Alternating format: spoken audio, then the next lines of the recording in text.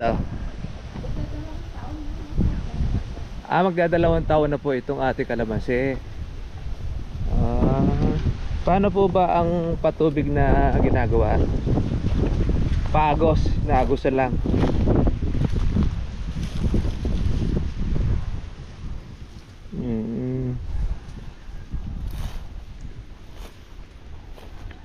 Ano po yung nakatanim na ito, Kuan?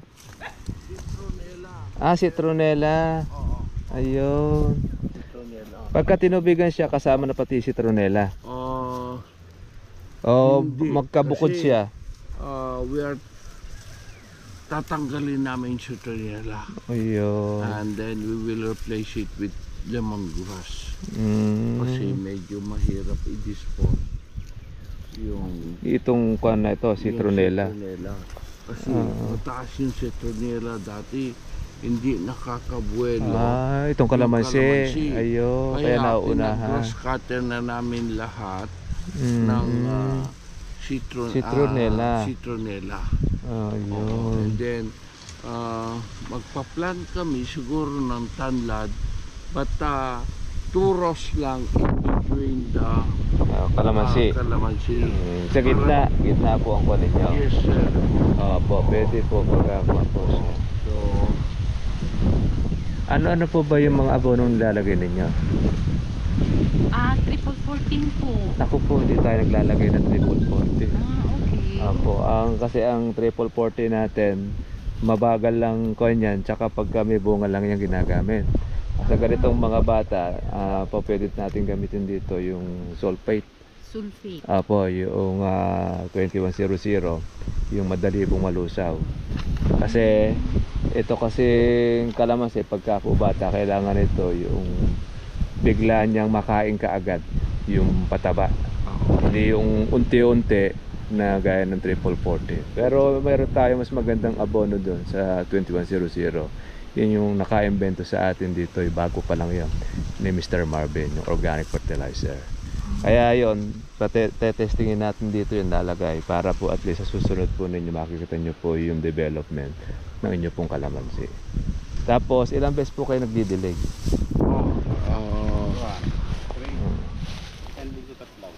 Isang linggo, 3 beses. Ang gagawin po natin dito, ma'am, magpakuha po kayo ng pahukay kayo ng parang planggana style, na doon po mag-i-stack yung tubig, pupunuin po natin yung kanal. Parang ganito, halimbawa, kung saan po yung sako po noong labong ng ating kalamansi, po, kultivate natin siya, yung alam niyo po ba, parang planggana, ganon. O kaya lang natin ng konti yon, lalagyan natin siyang parang pinakakanal.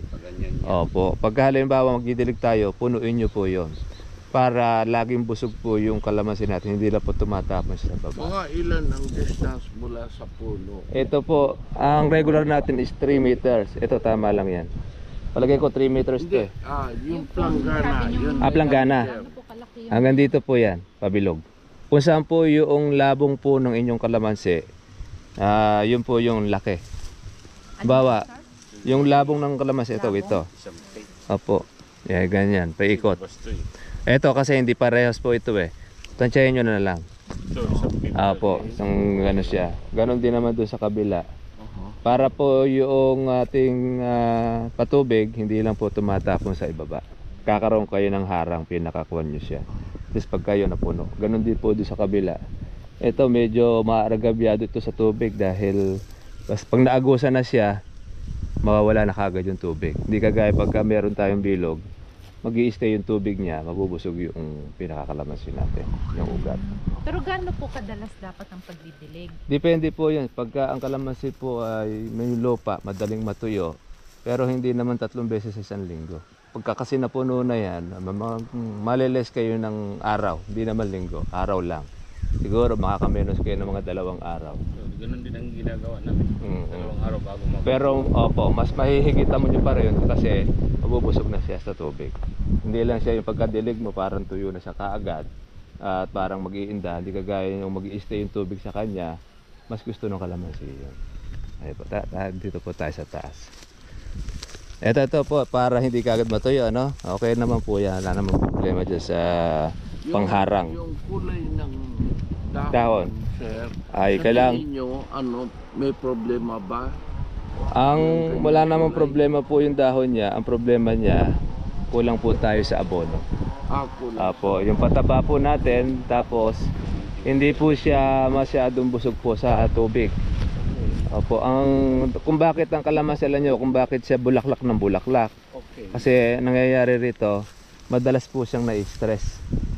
Pag i-stress po kasi ng kalamansi, natutuyo sa kabila po na dinidiligan natin na hindi siya nahuhustuhan.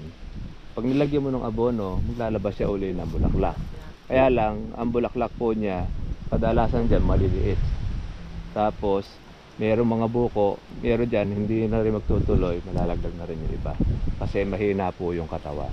Kailangan palalakasin natin po yung katawan niya. Ayan, ganun. Okay lang po yung meron siyang ganon. Lalayo lang po ninyo doon sa puno dahil sa pinakapuno niya baka pamahayan po ng punggos yung tabing. Basta huwag nyo lang ididikit doon sa pinakapuno yung citronella po ba yan? Apo, para lang at least wag kagad matuyo. Tingnan nyo po, oh. Pagka wala po sa yung parang planggana, pag nagdilig tayo, dito lang pupunta yan. Ay baka siguro ito, baka 2 tabo lang, baka akala natin, pag nabasa na siya, okay na. Pero ang ugat po nito malalim na. Kaya tingnan nyo po, pag dilig ninyo, ilang 2 araw lapagitan ninyo, tiklop na po yung dahon. Sabi, hindi siya nahusto sa tubig. Para mahusto siya ng tubig, ganun ang gagawin po natin. Planggana style. Kasi diyan kayo kumukuha, di po ba? Doon sa kabila. Na, Sa kanal. sa kanal. Paano ba yung power spray ba ginagamit niyo pang didilig? Power spray. Kung meron sana kayong tawag dito, yung diesel pump, mas maganda eh. Pwede sana ito, kung talagang kuha siya, aagusan talaga yan. Kung malakas ang tubig niyo, bumumula dito, paagos yan. Maghaharang lang po tayo rito ng parang pilapil. Pag sumobra na yung tubig, lilipat na doon sa kabila. Apo, habawa gaya ito. Ginagawa namin dyan, ginuguhitan namin ito ng pala or asarol, kakahigin para magkaroon siya ng kanal. Tapos kabila, ganun din. Yung lahat ng mababang area, dito yung halos dito lahat ng tubig nun. Kaya pag nagtubig kayo, dire-diretso yung tubig niya pababa. Tapos doon din, kakaroon din kayo ng parang pinaka-controller. Kasi mabilis yan. Pag halimbawa, agusan natin. Mabilis po ang tubig dito. Ilang beses po kayo naglalagay ng pataba? Once a month? Hindi na ho kami talaga halos makapagpataba. Oo, kasi madilaw po yung kalamansi eh. Pero yun, mas maganda na eh. Pagka halimbawa, pagpasyal natin, pwede natin lagyan ng organic fertilizer yun. Hahaluan po natin siya ng sulfate para makarecover po yung kalamansi po ninyo. Nangailangan po kasi ito ng tubig saka ng pataba. Sayang, 2 years na po ba ito? Hindi naman, 2 Wala pa naman 2 years. 2 years pa na. Magto 2 years. Usually, nung tinanim namin ganyan. 1 stick. Small. Ayun, kaya po makuha siya maliit dahil small siya. Ano niyo po yung kalamansi pagka po uhaw sa tubig, pati yung kanyang bunga uhaw rin sa tubig. Ano. Tsaka uhaw rin sa pataba. Nag-yellowish. Yan, yellowish po yung kuha natin. Huwag kayo mag-alala, malaki pag-asa nyo rito dahil bata pa yung kalamansi kasi yung matanda na kalamansi napapabata rin naman natin. Opo. Sa tao lang po mahirap pabatain. Ay, Opo. Wala na po lunas. wala na akong pag-asa. Ito. Yeah. Bata pa daw. Mga bata pa. Oo, Opo. bata. Sabi nga nila. Masaya naman yung asawa niya. Ayaw saya. Oo. Ay, sakto naman pala. Oo. Sabi nga nila, kalabaw nga lang daw ang tumatanda. Okay. Ayan. So, sir, sa tingin nyo, kailangan namin mag-pruning? Di na po. Huwag na po kayo magpo-proning nito kasi sapat naman po yung taas ng kalamansi ninyo. Sapat yan. Oho. Kasi kung bakit nagpo-proning po yung iba dahil sobrang tangkad na. Sa inyo naman, din po masyadong mga tangkad. May mga sanga-sanga naman kayo. Kailangan lang ninyo rito regular po na tubig tsaka po ng ating abono. Okay. Opo. Kung magpapalit tayo ng abono, Ilan naman, ano naman ang frequency ng kwan? Nanlagay rito. Oo. Ang lagay naman natin dito, kung kasi magdadalawang taon na, Oo. mga 2.5 dakot. Dakot po ang tawag. Kalahating dakot. Oo, paikot pa po ang gagawin natin dyan. How many times Yung- in 1 month? Pwede po natin gawin yan ng every 2 months. Every 2 months. Every 2 months. Basta Dalawang pagka naglagay tayo ng abono, kasabay naman po doon, pagpapatubig nito. Okay. Para siya kain ng kain. Magbabago ang kwan yan. Oh. Yung dahon Sa niya. tingin nyo, generally sa nakikita nyo, sa tingin nyo ba merong problema kami sa kwan? Fungicide o what? Sa fungicide, tinanyan natin. Banda doon po eh. Meron po bang namamatay na sanga? Meron. Pero Mhm. hindi. Meron din, namatayan din kami ng puno. Mm-mm. Ay, ito. Inaalis po ito. Yan nga po. Paano po Oo. ba namin makikilala yan? Alin ang dapat na? Pag tinanggal po yan, magmula dito sa Magmula po sa ilalim, aalisin nyo po dito. Kasi ito po yung original po talaga ng kalamansi.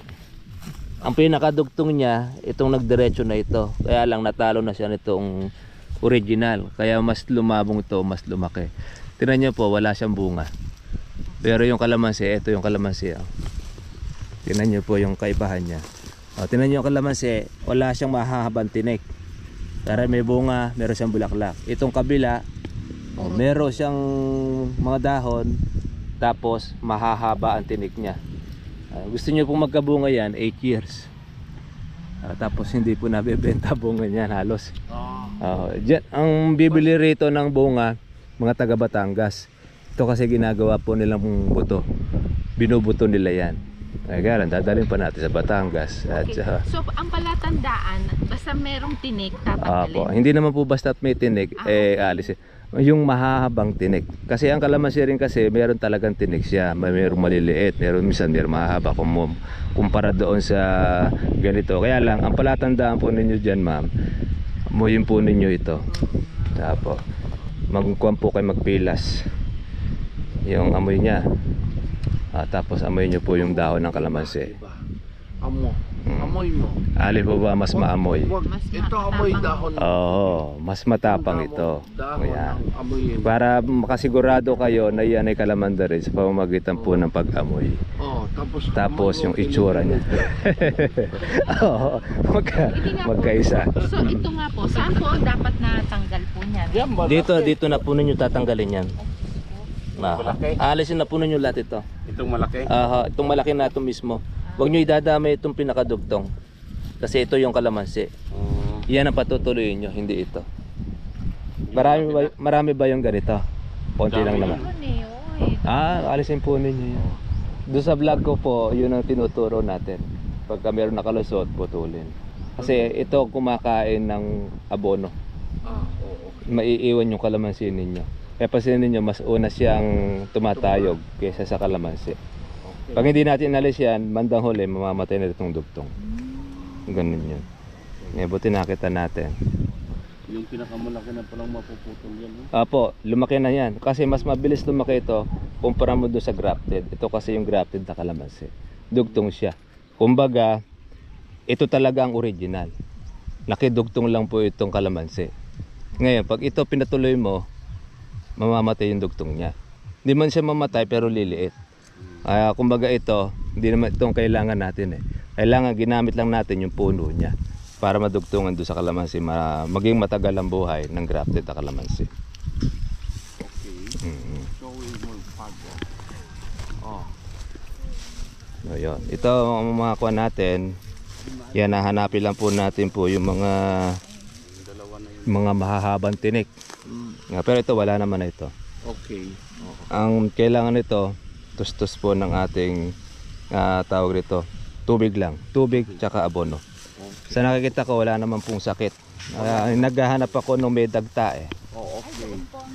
May dagta. Tayo po tinanya natin may dagta. Ilang puno po ito, sir? Number 55 daw. Number 55. Oh, yeah. Siguro abot kami ng mga close to 400. 400 Kasi meron pa dun sa harap. na may bago rin siya. Oo. Ayun. Ito yung makita ninyo pagka kulang talaga siya sa pataba. Yellowish ang kanyang dahon. Kulang sa pataba. Isa rin din ito. Nabansot. Opo, nabansot. Tapos ano po yung senyales po na ano? Kasi parang naglalagas. Marami kami nakikitang kalbo ba? Tapos May kwan yun. nagkakabulaklak. Pagka mayroong nalaglalagas ang dahon, mas makita nyo mayroong dagta. May sakit yung kalamansi. Ibig sabihin nun, kailangan na natin nun, mapalakas po natin yung puno ng kalamansi para mabawasan po yung dagta niya. Yun po kasi yung kalamansi, pagka siya nahihirapan, nagpo-produce siya ng dagta. Opo, parang sa tao. Diba sa taong ganun eh. Pagka halimbawa po siya meron pong sakit, meron kang kakaibang makikita sa kanya. Malungkot. Iba na naman, ang dahil naman dyan, gaya doon sa punggos. Ito ba talaga puti? Ayan ang punggos. Oo, punggos ito. Kailangan natin ito maagapan. Meron tayong mga pangkuhan dyan, gamot, bili kayo dyan sa AgriSupply. Kaya lang yun, prevention lang. Hindi talaga totally na nawawala. Okay. Kailangan natin dito, mapalakas natin yung katawan niya. Yun nga po yung ating organic. Tapos, basta may puti na ganyan. mga Punggos kuha niya, po punggos po yan. Okay. Pag hindi natin maagapan yun, matetepok itong kalamansi. Okay. Yung mamaya, ikukuha po natin iba niya. Yung dagta ba? Ayan may punggos niyang yung kalamansi. Yan ang dagta sa ilalim. Ito. Nagkukuha niya, parang pinakadugo niya ito eh. Katas niya, nagluluha. So, Yan. Ang kuha nito, try muna natin ito yung gamot mamaya, yung ating pang pag-spray. Pero meron kasi pagpuputi ito, hindi siya punggos. Yung parang kuha siya ng white flies. Ayan eh. Ang punggos kasi, kuha siya balakubak. Balakubak lang. Nakadikit lang naman. Oo, dikit. Hindi siya punggos. Ang punggos po kasi, nakakapit sa kuwan yun. Maputing-maputi. Ito, spray lang po natin siya ng kuwan. Ito parang ganito.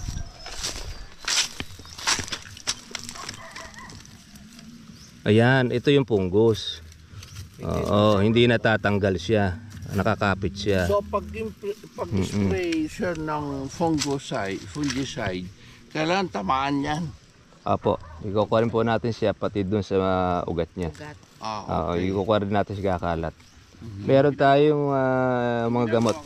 Sir, pag nag-spray ako, pati sangay, binabasa ako pati puno.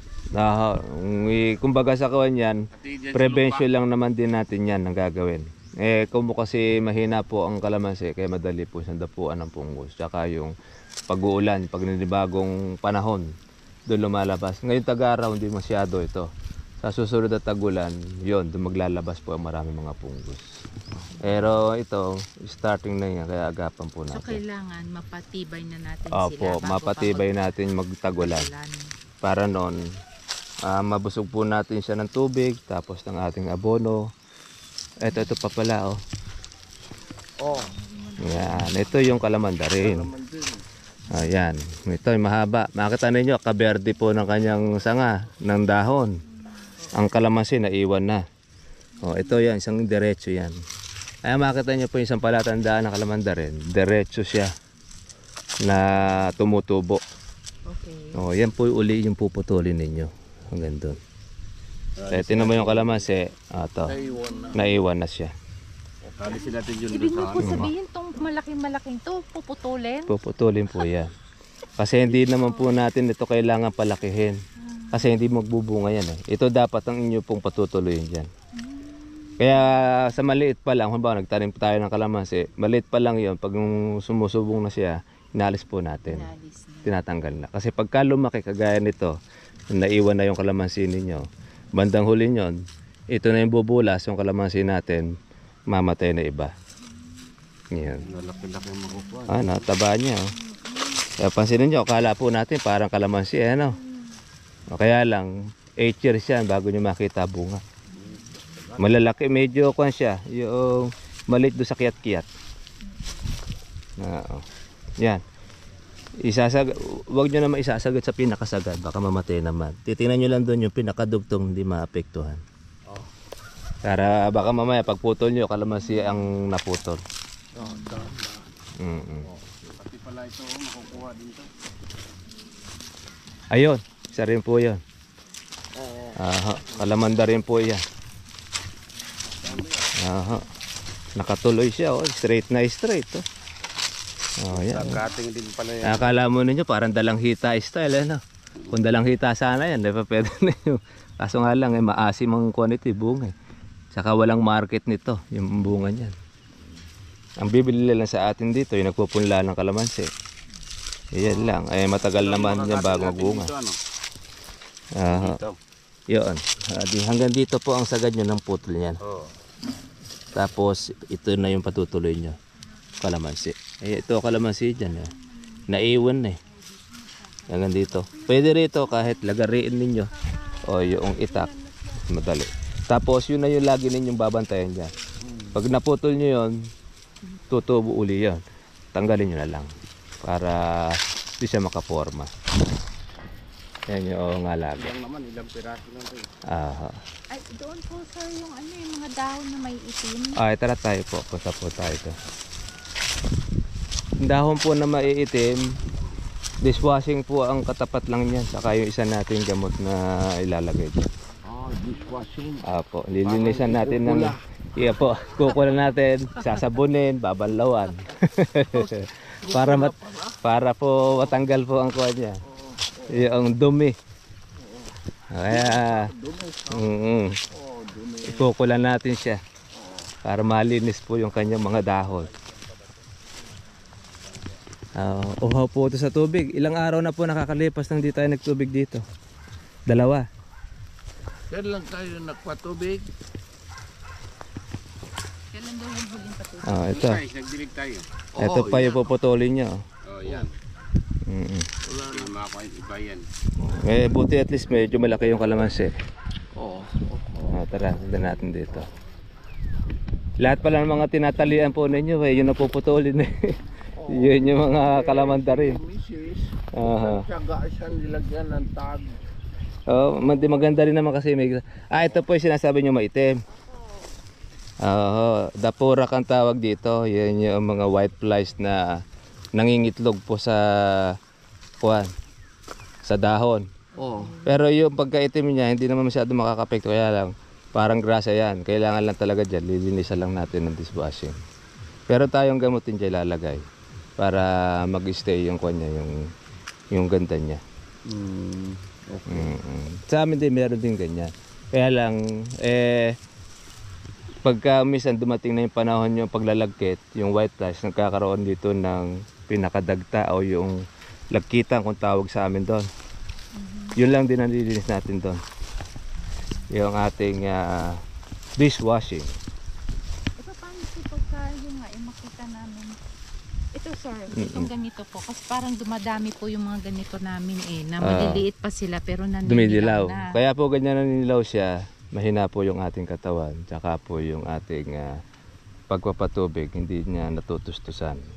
Kumbaga sabi nga sa inyo, parang sa tao, pag tayo po'y konti yung tubig nating naiinom, dehydration o dehydrate yung tao.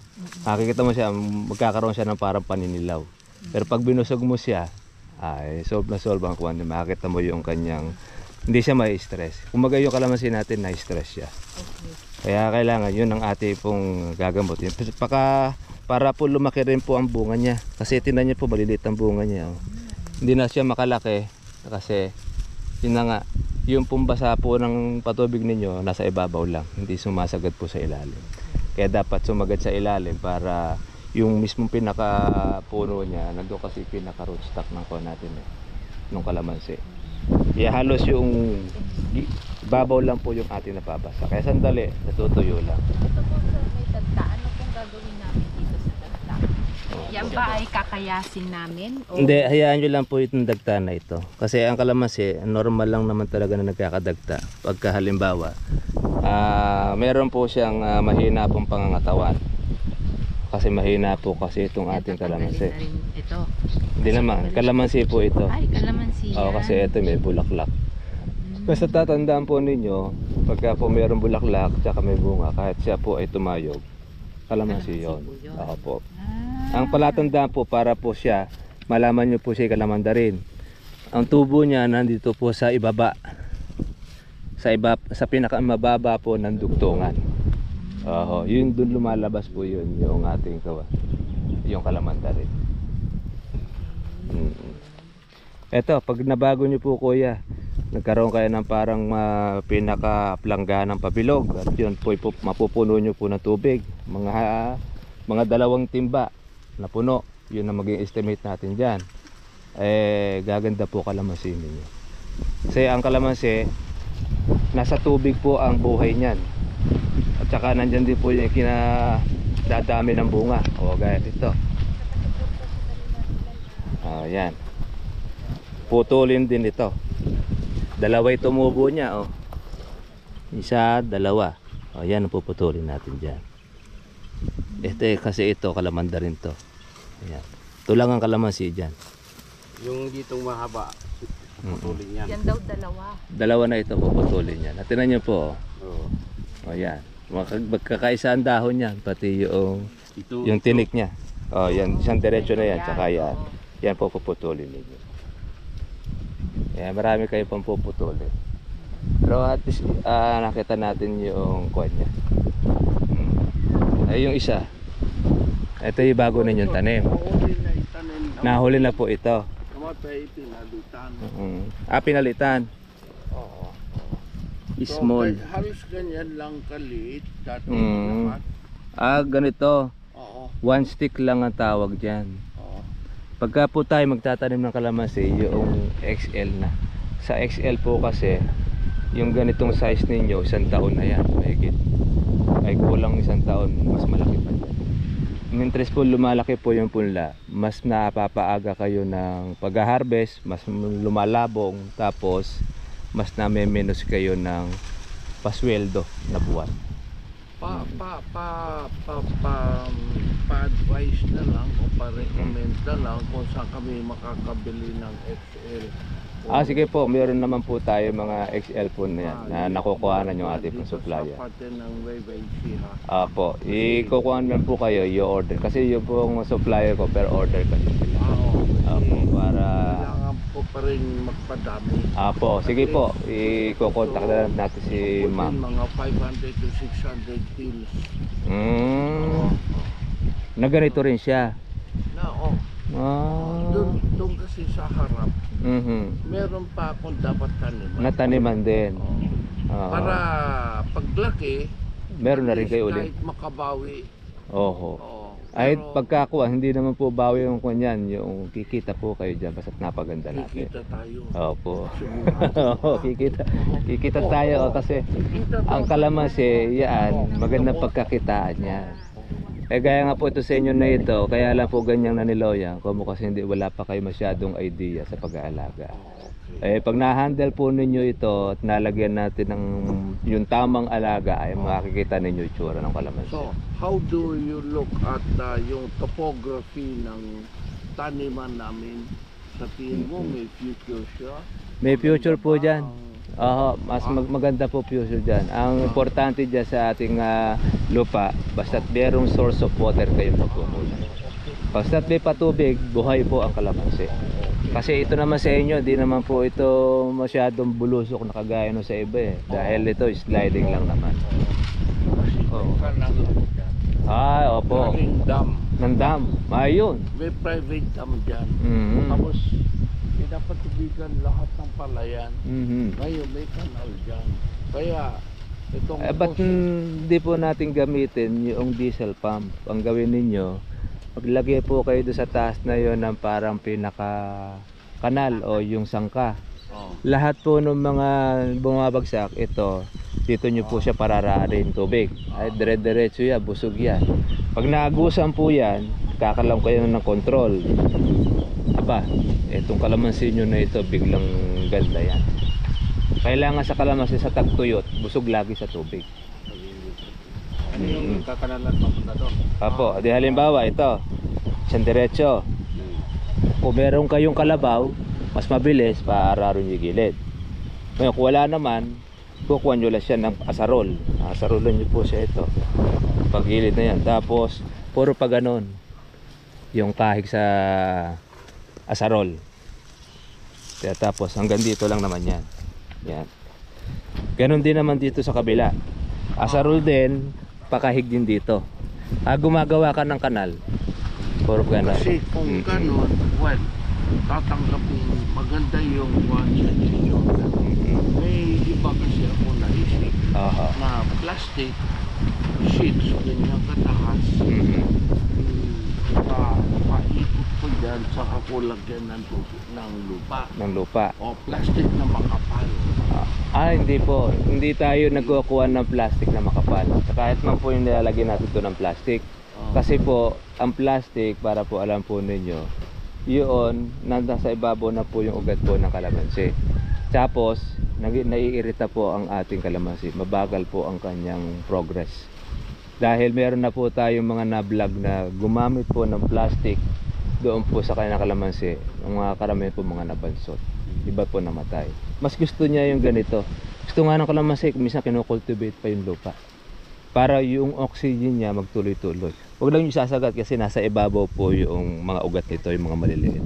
Yan yung kumakain ng abono po natin. Yung sinasabi ko, sir, yung plastic sheets na hindi naman sobrang kapal. Ilalayo ko lang siya, parang kulong. Oo. Pangkulong po ninyo. Oo, tapos parang yun, tapos pag parang tubig. planggana din. Ay pwede po yun. Oo, kasi para pag nagdirig kami, Hindi na makalat. tatapon. Oo. Kumbaga, nandun sa ugat. Tapos lagyan pa namin ng siguro Ibig sabihin, yung plastic po na yun, open po doon sa itaas. taas. Yes, no. Kumbaga parang pinaka-hollow blocks ninyo. Yes, oo. Pwede po yun, sige. Mas okay po yun, sige. Oo. Yun ang... Kaya lang, medyo matrabaho lang yata yun. Stick lang. Ay, sa bagay, pwede rin, i-stickin ninyo. Tapos tali. Tali. At least Kasi meron ang kayong patigan. iniisip ko, noon pa, sabi, araruin ko, pero sa ganitong steep, Medyo matigas ang lupa.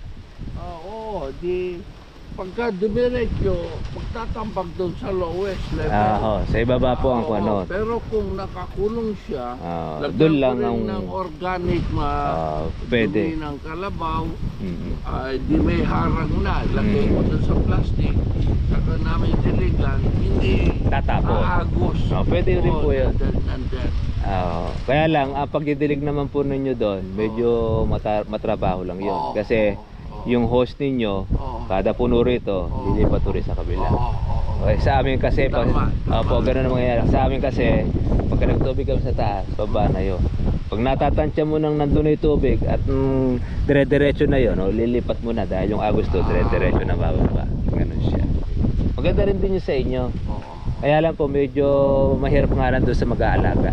Kasi dilig kasi nandilig. Katapos doon, sa kabila, ganun din. Kasi talaga lahat mapasensya yung aming boss dito na talagang habang may tubig na lumalabas sa damo. Dapat samantalahin na. Niya. Opo. So, ang kaso nga lang, Tumatapon lang. Dito, tumatapon. Yo. Kaya inisip ko rin na, sige, lagyan natin ng plastic yan, itayo natin. Yan ang naisip ko. And then pagdilig, at least hindi tumatapon. Hindi tatapon. Kaya madali pong matuyo yung kalamansi. At least po yan, mabubusog po yung kalamansi ninyo. Kaya nilagyan din namin yung iba ng dripping, yun, dripping irrigation. Parang yung hose na maliliit. Merong yung tubig. Na may tubig para bukod doon, bago iwanan, lalagyan pa ng reserva para dahan-dahan pumasok yung tubig. Oo. Kaya lang makikita ninyo, iba pa rin talaga pagka busog siya. Mas maganda kalamansi pagka buo. Ano po yun sir, pagka nagdilig kami ng sabi nyo halos 2 balde ng tubig, Aha. bawat puno. Mm-mm. Ang susunod Napupuno. na dilig niya, mga... Ay po pwede na kayo kahit ika-4 na araw ang dilig ninyo. Ah, Mas malakas po kayong kumaga, may imbak na yung ang kalamansi ninyo ng tubig. Tapos yun nga, kumbaga kung tuwing 3 araw kayo, baka magiging 5 araw na lang ang pagdidilig ninyo. Depende rin yun. Makikita naman ninyo yung kalamansi pag nangangailangan ng tubig, tumitiklop na yung dahon. Yun yung mga palatandaan. Pag nakita naman ninyo yung kalamansi, naninilaw ang dahon, nangangailangan siya ng pagkain. Yun nga po yung abono. Ayun pa yung isa yung puputulin. Yun. Kitang kita, kahit sa malayo kitang kita.